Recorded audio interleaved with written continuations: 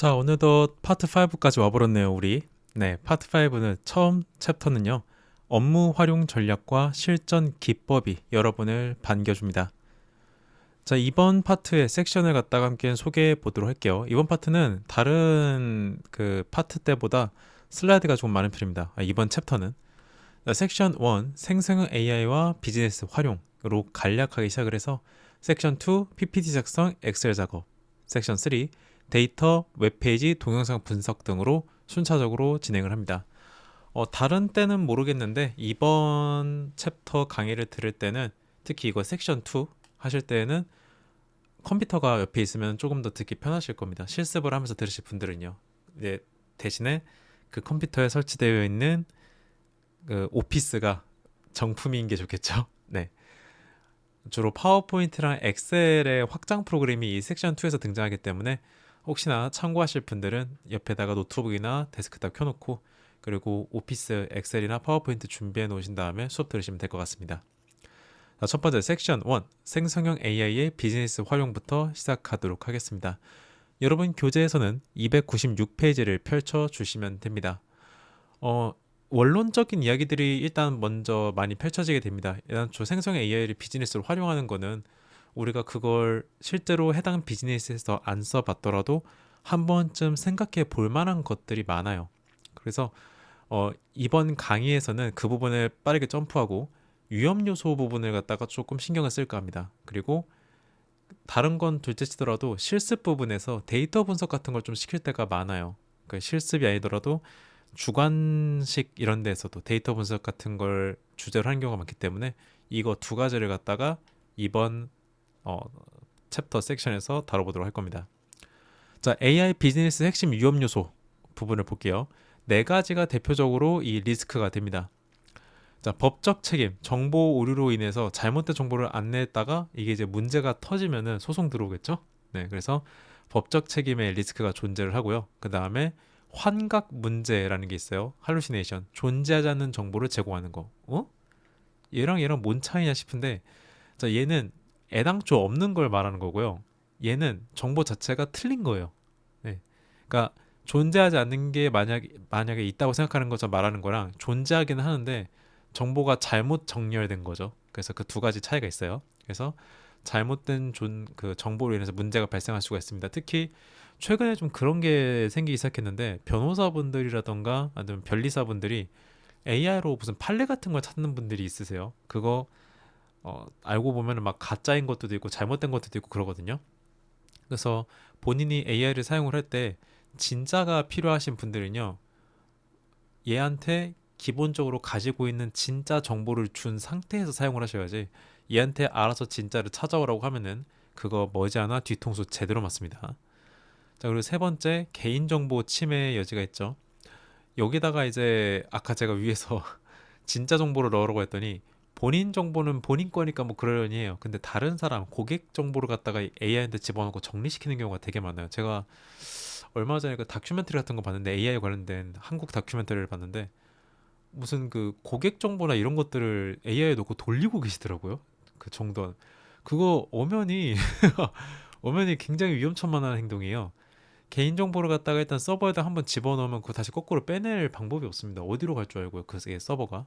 그래서 AI 시스템이 고객의 주민번호, 의료기록, 금융정보 같은 걸 처리하는 과정에서 밖으로 나갈 수가 있습니다. 그리고 이러한 AI를 쓰면요, 그 필연적으로 AI 회사가 AI 성능을 계속 유지 보수 관리하느라고 데이터 라벨러라는 사람들을 갖다가 고용해서 쓰고 있어요. 이 데이터 라벨러들의 업무 중에 하나가 뭐냐면 사용자가 AI에 입력했던 질문 중에 좀 독특한 질문이나 독특한 답변이라고 판단되는 걸 그 데이터 라벨러라는 진짜 사람한테 그대로 줍니다. 그래서 이거를 그 진짜 사람이 여러분이 입력했던 그 민감한 정보나 이런 것들을 직접 보고 이거에 대해서 이제 개선 사항을 영어로 입력해가지고 학습을 시키는 거 있거든요. 그거에다가 지금 여러분 다른 사람 정보 집어넣으면 이거 감당 못합니다. 그래서 이건 조심하셔야 되고요. 그리고 감정 반응 실패. 네, 요즘 많이들 겪고 있죠. 특히 그 홈쇼핑이라던가 그 카드사, 보험사 전화하면 제발 사람이 받았으면 좋겠는데 자꾸 사람이 아니라 AI로 통화를 돌려요. 그래서 일반적인 그냥 단순 클레임 고객이었는데 AI가 한 5분, 10분 정도 뺑뺑이를 돌리잖아요. 그럼 모두가 악마가 됩니다. 그래서 원래 그 악성 민원인이 아니었던 사람을 악성 민원인으로 만들어 버려요. 감정 반응을 제대로 못 해가지고 무시당한다고 생각하게 만듭니다. 그래서 이렇게 주된 리스크로 존재를 합니다. 이런 네 가지가. 자, 이제 멀티모달 AI를 이제 비즈니스 환경에서 사용하는 케이스가 있어요. 어떤 것들이냐? 대부분이 문서죠. 엑셀 파일 같은 것들 또는 뭐 그러면 안 되지만 회의록 로그만 거 있죠. 네, 이걸 갖다가 AI에다가 업로드를 하고 얘한테 이제 분석을 시키는 거예요. 그러니까 평상시대로라면은 그냥 텍스트만 입력하면은 그건 멀티모달이라고 보기는 애매하고 그냥 뭐 LLM 이렇게 보면 되는데 파일은 텍스트가 아니죠. 그쵸? 뭐 파일은 텍스트 파일이라 하더라도 일단 파일은 파일이잖아요. 그럼 이런 파일을 집어넣어서 텍스트 결과물로 출력시키는 것. 그러면 그 종류가 두 가지죠. 파일이라는 종류랑 텍스트라는 종류 두 가지가 사용이 됐잖아요. 이런 걸 이제 멀티모달 AI라고 불러요. 그래서 여러 데이터들, 업무상 데이터들을 업로드 해가지고 이걸 AI한테 분석시켜서 결과물을 출력시키게 하는 것들이죠. 그래서 제품 사진을 보고 불량 여부를 판독하게 하는 그 기업 자체적인 AI들도 만들고 있어요. 그러니까 뭐 챗GPT, 클로드, 제미나이 이런 걸 쓰는 게 아니라 기업이 자체적으로 개발해서 내부망에서만 작동하게 하는 그런 AI. 걔네는 괜찮죠. 그냥 내부망에서만 쓰니까. 그런 거 만들고 뭐 매출 엑셀 파일 같은 걸 읽고 인사이트 도출하게 한다거나 아니면 계약서 첨부해가지고 뭐 독소조항을 갖다가 탐색하게 한다거나 이런 식으로 원래 텍스트가 아니었던 파일들을 업로드해서 텍스트로 결과물을 받아내거나 또는 텍스트가 아닌 뭐 그래프라던가 이런 것들로 재창조시키는 것들. 이게 이제 비즈니스 계열에서 AI를 사용하는 멀티모달 AI 활용이라고 보시면 됩니다. 제대로 이해했는지 한번 확인해 보도록 할게요. 다음은 금융서비스 앱의 AI 챗봇과 고객 간의 대화 로그이다. 해당 상황에서 기업이 직면하게 될 비즈니스 리스크의 본질을 가장 정확하게 지적한 보고서를 고르시오. 자, 문제 한번 풀어보도록 하겠습니다.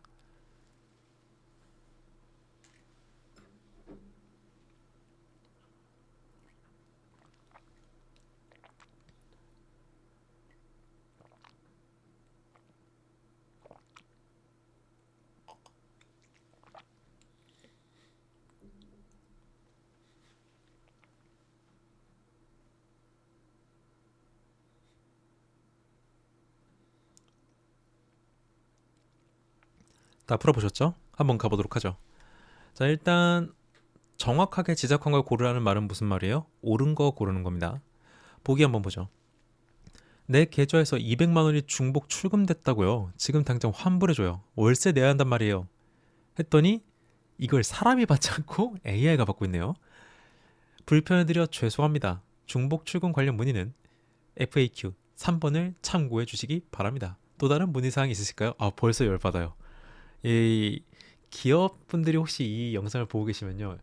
여러분, AI를 갖다 여기다가 집어넣으면은 고객이 더 열받게 될 수가 있어요. 아, 지금 장난해? 당장 내 돈 돌려달라고 사람 바꿔! 했더니 자, AI 챗봇이 그 늘상 우리가 안내받는 그 대사를 합니다. 죄송합니다. 현재 상담원 연결이 지연되고 있습니다. 문의 사항을 남겨주시면 순차적으로 답변 드리겠습니다. 자, 여기서 이제 이미 이제 악성 고객이 돼버리는 거예요. 네. 악마가 탄생하는 장면이죠. 자, 선택지 보죠. 1번. AI 챗봇이 고객의 계좌 정보를 실시간으로 조회하지 못해 구체적인 환불 절차를 즉시 안내하지 못한 기술적 연동의 한계가 문제다. 아니죠. 지금 선택지에 봤을 때는요. 얘는 계좌 정보 조회를 시도도 못했어요. 시도도 안 했죠. 네. 그래서 환불 절차고 뭐고 간에 그냥 여기 가서 찾아봐라 이런 식으로만 한 거예요. 자, 2번. 고객의 욕설이나 격양된 표현을 AI가 필터링하지 못하고 그대로 학습 데이터로 저장할 경우 발생할 수 있는 데이터 오염이 문제다.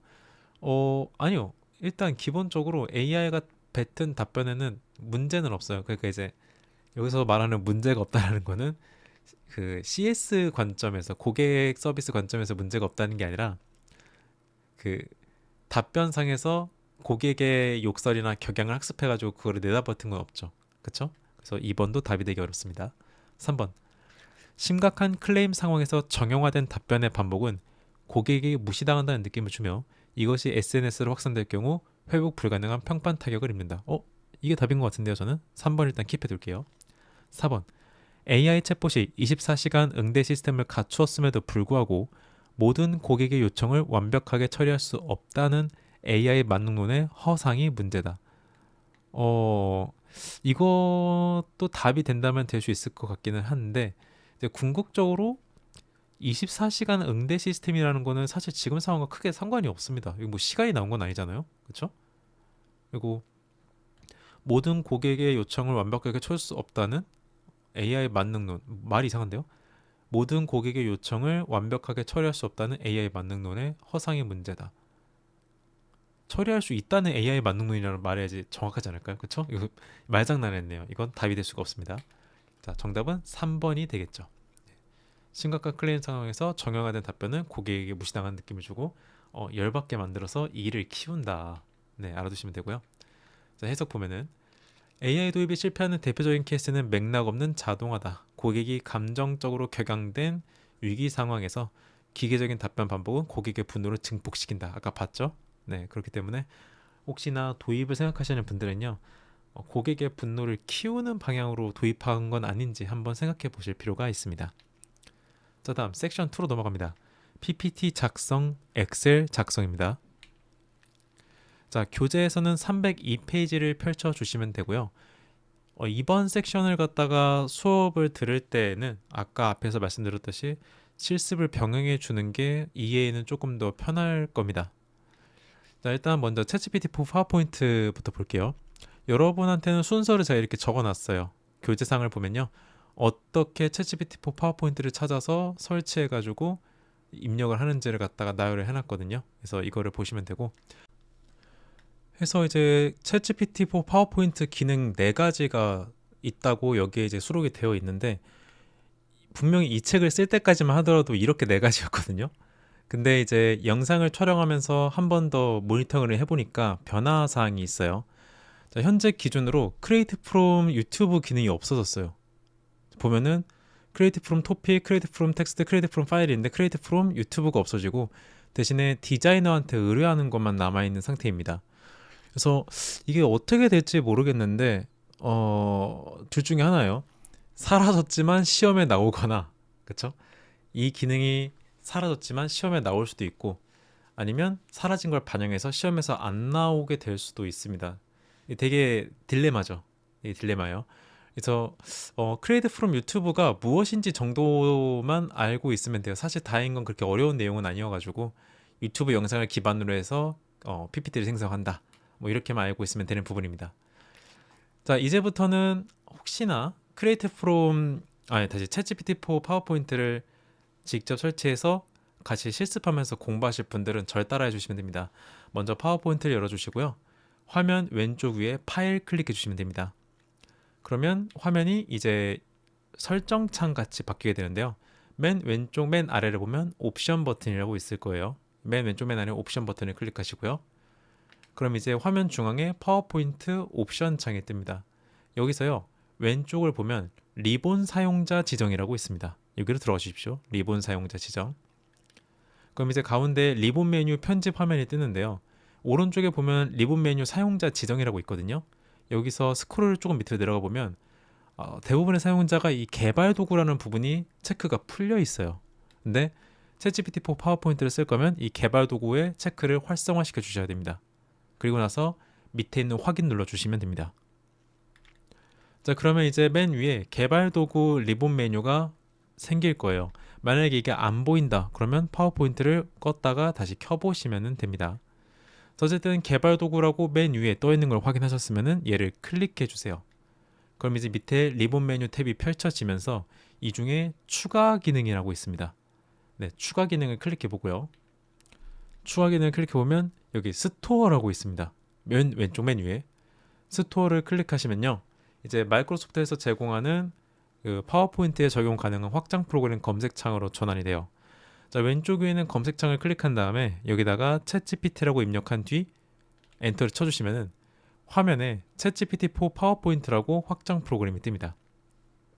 이 확장 프로그램 이름을 확인했다면 그대로 오른쪽으로 시선을 돌려서 추가를 클릭하시면 돼요. 그럼 팝업 창이 하나가 뜨는데 약관을 동의를 하는 창입니다. 자, 약관 동의 창이 떴으면 계속을 클릭하시면 됩니다. 여기까지 잘 따라오셨다면 화면 왼쪽에 자동으로 챗GPT4 파워포인트가 켜지거나 아니면 여러분 홈 탭에 가서 파워포인트의 홈 탭에 가서 보시면 여기 챗GPT 파워포인트라는 버튼이 하나 생겼을 거예요. 자, 챗GPT4 파워포인트에 있는 네 가지 기능. 근데 이제 사실상 세 가지죠. 왜냐면 하이어 앤 디자이너는 그 디자이너한테 맡기는 거니까. 자, 챗GPT from topic, create from topic은 여러분이 얘를 클릭하시고 제작하고자 하는 파워포인트 관련된 주제를 타이핑해 주시면 그걸 기준으로 슬라이드 초안을 만들어 주는 겁니다. 가장 편한 방법이죠. 두 번째, create from text는요. 여기를 클릭하시면 텍스트를 입력하는, 긴 텍스트를 입력하는 창이 뜨는데 거기다가 여러분이 가지고 있는 문서상의 자료를 복사 붙여넣기로 넣어주면 되는 겁니다. 그리고 세 번째, create from file은요. 가지고 있는 파일을 업로드 해가지고 AI가 PPT로 재가공하게 할 때 쓰는 겁니다. 주로 PDF 파일 같은 걸 넣으면 잘 되고요. 하이어 디자이너는 애당초 그냥 디자이너한테 의뢰하는 거라고 보시면 됩니다. 이게 디자이너한테 맡기는 건지 AI 디자이너가 또 따로 있는 건지는 모르겠네요. 어쨌든 그렇게 네 가지가 존재를 합니다. 자, 한번 문제를 풀어보도록 하죠. 다음은 마케팅 팀장의 업무 지시와 이를 수행하려는 팀원의 독백이다. 팀원이 선택해야 될 최적의 솔루션을 고르시오. 라고 되어 있죠. 자, 문제 한번 풀어봅니다.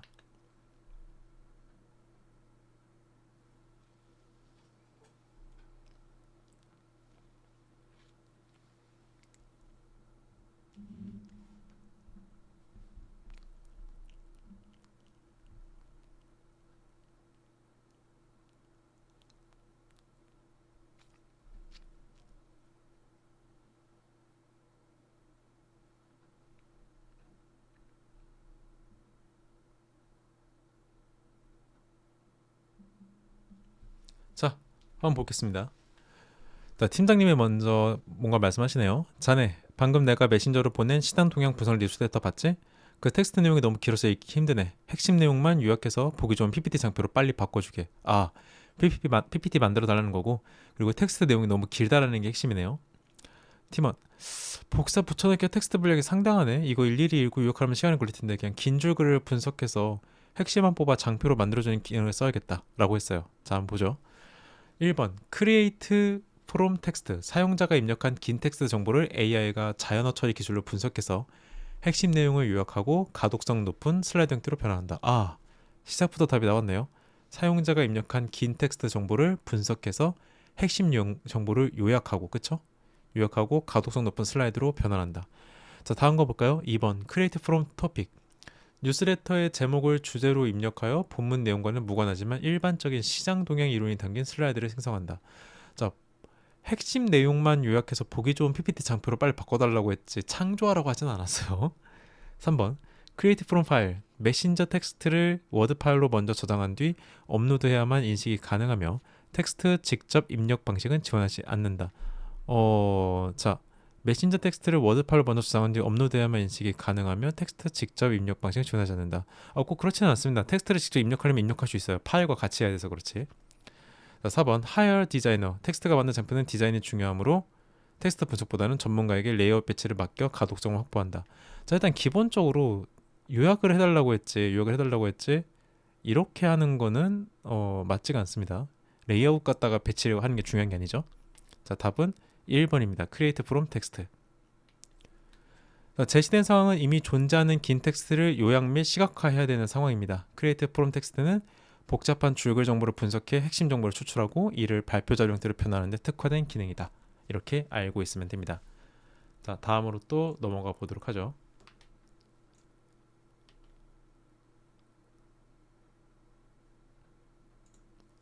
자, 다음 선택지는 챗GPT4 파워포인트의 기능 중 Create from Topic과 Create from File의 기술적 특성과 활용 목적을 비교한 것이다. 다음 중 각 기능에 대한 설명이 사실과 다르거나 논리적인 인과관계가 잘못된 것을 고르죠. 자, 문제 한번 풀어보시죠.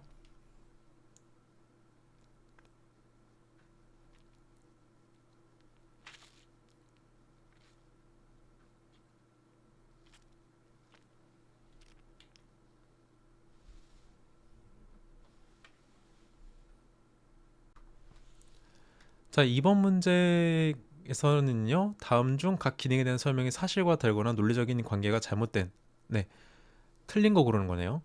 자, 1번 보겠습니다. Create from topic은 사용자가 입력한 짧은 키워드나 주제문으로 AI가 내용을 확장하는 방식이고, Create from file은 사용자가 제공한 문서의 방대한 정보를 분석해서 프레젠테이션에 적합하게 추격하는 방식이다. 네, 맞는 말이고요.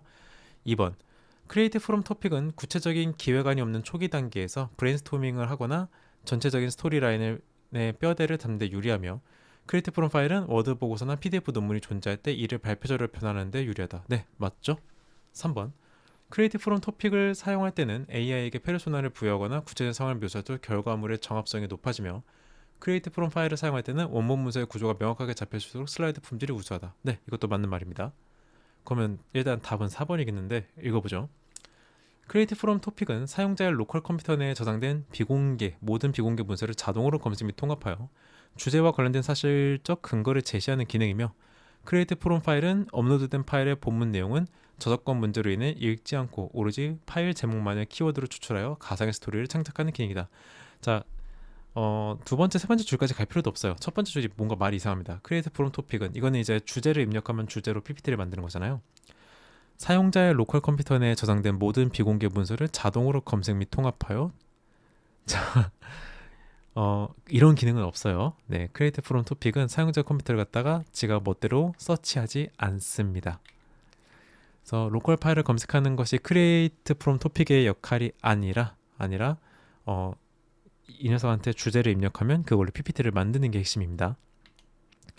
자, 이번에는 305페이지로 가보도록 하죠. 챗GPT4 엑셀 기능을 갖다가 보도록 하겠습니다. 여기도 이제 각 함수별로 어떻게 입력하면 되는지 예시라든가 이런 걸 다 정리해 놓기는 했는데, 시간이 없으면요 이 표만이라도 보고 가셔야 됩니다. 챗GPT4 엑셀에는 총 8가지의 AI 함수가 내장이 되어 있어요.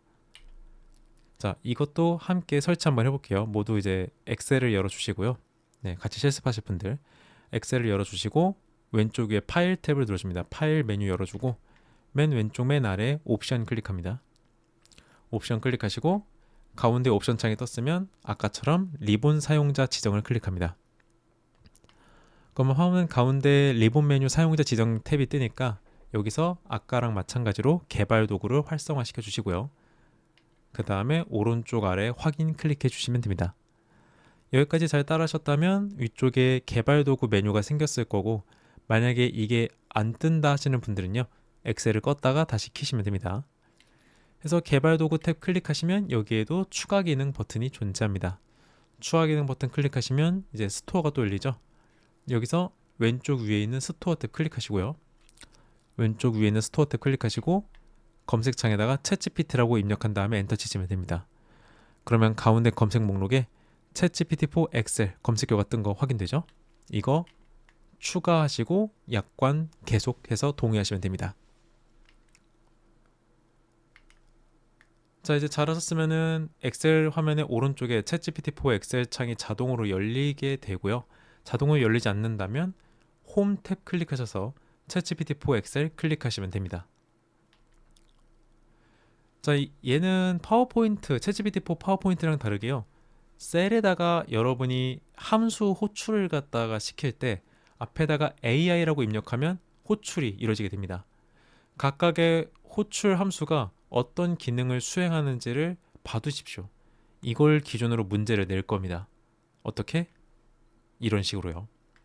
자, 월별 매출액이 기록된 데이터 시트에서 1월부터 10월까지의 수치는 정상적으로 입력되어 있으나 11월과 12월의 셀이 비어있다. 빵꾸 났다는 거죠.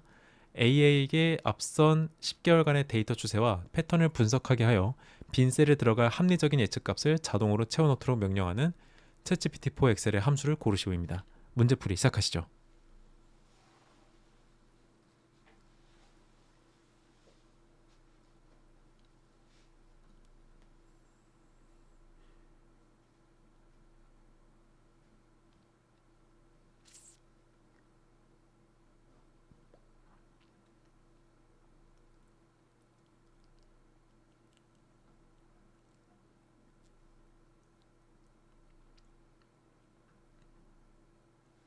자, 한번 문제 풀어볼까요? 첫 번째 AI 리스트 같은 경우에는 사용자가 입력한 어떤 주제에 맞게 리스트를 갖다가 쫙 나열해주는 그런 함수인 거고요. 이번 AI 필 같은 경우는 필이 뭐였죠? 채우는 거였죠. 결측값 같은 것들을 채워야 되는 상황일 때는 AI 필 함수를 갖다가 사용을 해야 됩니다. 그렇기 때문에 이 문제의 답은 2번 AI 필이 맞습니다.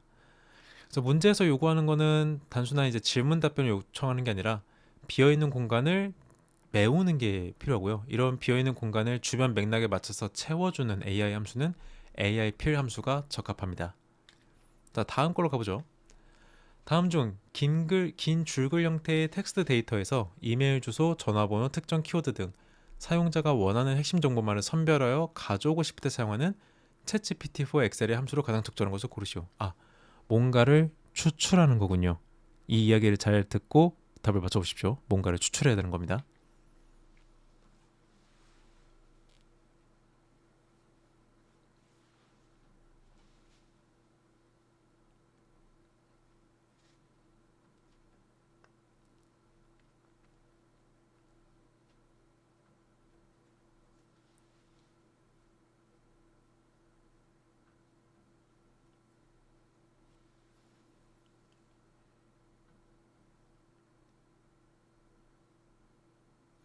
자, 다 푸셨죠? 우리도 한번 문제 풀어보도록 하죠. 자, 기본적으로 챗GPT4 엑셀의 함수 중에서 어떤 데이터를 추출시키는 거는 추출하다가 영어로 이제 extract이거든요. extract. 그러면 1번인 거죠. 그렇죠? 다른 것들은 이제 내용을 채우는 것들에 특화가 돼 있어요. 표를 만들고 목록을 만들고 비어있는 내용을 채우는 건데 extract만 추출하는 함수로서 존재를 합니다. 그래서 이 문제의 답은 1번입니다. 그래서 복잡한 문장이나 문서에서 사용자가 필요로 하는 특정 정보만을 AI가 인식해서 뽑아내는 기능을 수행하는 함수가 AI extract입니다. 이렇게 알고 계시면 돼요. 자, 이제 섹션 2 끝났고 섹션 3로 넘어가도록 하겠습니다. 데이터, 웹페이지, 동영상 분석 코너입니다. 여러분 교재에서는 315페이지를 펼쳐주시면 되고요. 여기서 우리가 좀 눈여겨봐둬야 될 곳은 데이터 전처리 부분이랑 그리고 데이터 시각화 부분입니다. 데이터 전처리에서는 특히나 이상값과 결측값의 존재를 갖다 여러분이 인지하고 있어야 됩니다. 그리고 데이터 시각화에서는 각각의 차트 이름 있죠. 이걸 설마 다 외우라고 하는 거냐? 놀랍게도 그런 식으로 문제가 나올 겁니다. 정확히는 이제 그거죠. 히트맵 차트를 보여주고요. 이 히트맵 차트의 이름이 히트맵을 적는 게 아니라 히트맵 차트가 있는 이 목적, 어떤 카테고리의 시각화 유형인지 얘를 맞추는 문제가 나올 수 있습니다. 그래서 좀 잔인하죠. 잔인한 문제는 잔인한 문제인데 종류를 갖다가 잘 봐두시고요. 종류와 목적이 일치하게끔 봐두시는 게 좋습니다. 자, 일단 전처리 부분 가도록 하죠. 자, 방대한 데이터를 갖다가 AI한테 집어넣어서 원본 데이터를 검토시키고 그리고 여기서 불필요한 데이터 솎아내고 그리고 이상한 데이터가 유의미한지 이거 정말 넣어도 되는 데이터인지 확인하고 결측 데이터는 주변 맥락에 맞춰서 채우게끔 한 다음에 깔끔한 데이터로 만드는 작업, 이걸 전처리라고 부릅니다. 그래서 이상값을 자동으로 탐지하거나 또는 처리를 해가지고 데이터의 왜곡을 방지하는 거죠. 그리고 데이터 시각화는요, 원시 데이터를 AI한테 집어넣고 이걸 이제 어떤 차트로 만들어줘, 어떤 시각화로 그려줘라고 하면은 그거에 맞게 시각화 데이터를 갖다 만들어주는 기능입니다. 그래서 여기도 적혀있고 아까도 제가 설명해 드렸죠. 시각화 유형별 목적과 유형의 형태를 동시에 알고 있어야지 이 분야의 문제가 나왔을 때 풀어낼 수가 있습니다. 한번 같이 한번 해보도록 하죠. 자, 다음 중 데이터 정제의 정의와 목적에 대한 설명으로 가장 적절한 것을 고르는 겁니다. 옳은 거 고르셔야 됩니다. 문제 풀이 시작하죠.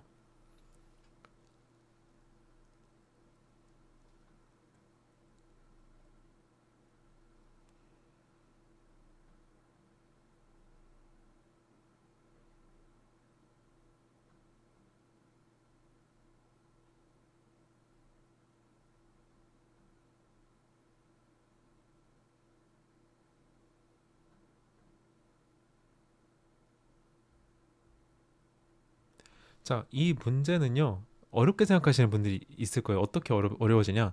그러니까 당연히 틀린 건 솎아내고 당연히 맞는 말 하는 걸 고르는 식으로 이 문제를 해결하려고 이 문제를 못 풉니다. 왜냐면 다 읽어보면 맞는 말이잖아요. 뭐가 문제입니까? 그죠? 자, 그렇기 때문에 이 데이터 정제 단계가 뭔지 자체를 갖다 알고 있어야 됩니다. 데이터 정제 아까 전에 제가 설명했었죠. 데이터 정제는 어떤 식이었죠? 깨끗한 데이터를 만드는 거예요. 이상한 거 다 솎아내고 빠진 거 다 채워 넣어가지고 어느 형태의 모델이든 사용할 수 있게끔 변환하는 거, 데이터의 품질을 관리하는 거기 때문에 데이터를 수집하는 건 데이터 정제라고 보기 어렵고 데이터 시각화도 데이터 정제라고 보기 어렵죠. 데이터 계량에 가깝죠. 데이터 암호화도 데이터 정제라고 보기는 어렵고요. 그렇기 때문에 데이터의 품질을 개선하는 것, 데이터 품질 개선이 이 문제의 답이 될 수가 있습니다. 그래서 데이터 정제는 단순하게 데이터를 수집하고 그런 게 아니라 다듬는 겁니다. 그래서 방금 같은 문제를 좀 틀리시는 분들이 있어요. 당연히 이거겠지 하면서 선택하시는 분들이 있는데 함정에 걸리지 않도록 조심하십시오. 자, 다음으로 넘어가죠. 320페이지 한번 펼쳐보겠습니다. 여러분 교재 320페이지 펼쳐보시면은 여기에 이런 것들을 시험에서 보게 될 수가 있어요. 데이터가 날아가 있는 걸 채우는 지시를 갖다가 이제 어떻게 지시하면 되는지를 물어보는 문제가 나올 수가 있거든요. 그래서 데이터가 일부 손상되어 있는 파일을 업로드한 다음에 이 손상된 값을 어떤 식으로 수리하게 하는지를 제가 예시로 드러났습니다. 그리고 또 웹페이지를 분석하게 하는 부분도 여기에 존재를 하거든요. 분석하라는 웹페이지를 갖다가 어떻게 AI에다가 붙여넣고 분석을 시키는지를 같이 집어넣어 놨습니다. 자, 여기서 결측값과 이상값이라는 두 가지 개념이 존재를 하는데 결측값은 데이터 수집 오류나 누락으로 인해서 값이 없는 겁니다. 그러니까 중간에 텅 빈 거예요. 그 쥐파먹은 것 마냥. 그래서 분석 결과 신뢰도를 떨어뜨리기 때문에 이 결측값 부분을 갖다가 다른 걸로 이제 주변 맥락에 맞게 채워 넣거나 아예 그쪽을 날려버려야 됩니다. 이게 그대로 남아있으면 오류가 발생해요. 그리고 이상값은 데이터가 적혀 있기는 한데 갑자기 팡 튀는 거예요. 예를 들면은 평상시에는 매출이 100만 원이었던 가게가 크리스마스 이브쯤 되면은 갑자기 매출이 팡 튀겠죠. 크리스마스 이브라는 특이 정보가 배제된 상태에서 숫자를 보면 이건 굉장히 이상한 값인 거잖아요. 그런 걸 이제 이상값이라고 합니다.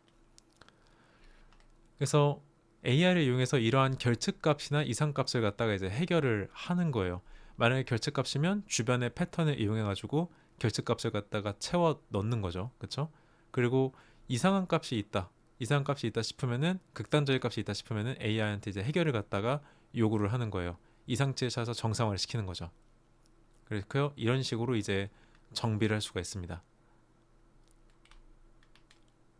그리고 이제 웹페이지 분석 같은 경우에는요, 다양한 분석 지시사항들이 있는데 레이아웃 구조를 갖다 분석해 달라고 할 수도 있고 사용자 경험, 이건 이제 여러분이 분석하게 하려면은 리뷰 페이지 같은 걸 가서 분석을 시켜야 되겠죠.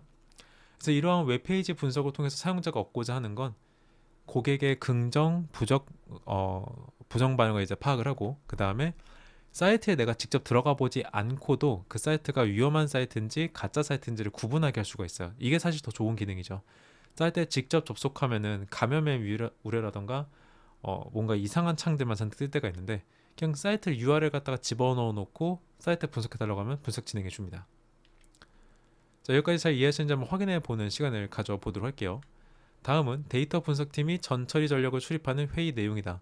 가장 정확하게 발언한 팀원을 고르시오입니다. 문제풀이 시작합니다.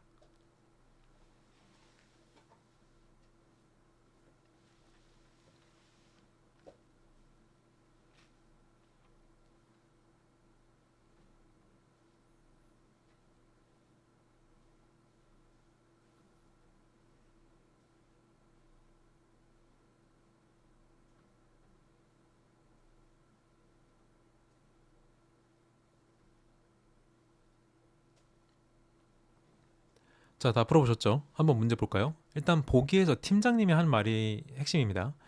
이번 데이터셋에 비어있는 값과 튀는 값들이 섞여 있습니다. 어떻게 처리할까요? 자, 비어있는 값은 결측값이고 튀는 값은 이상값이죠.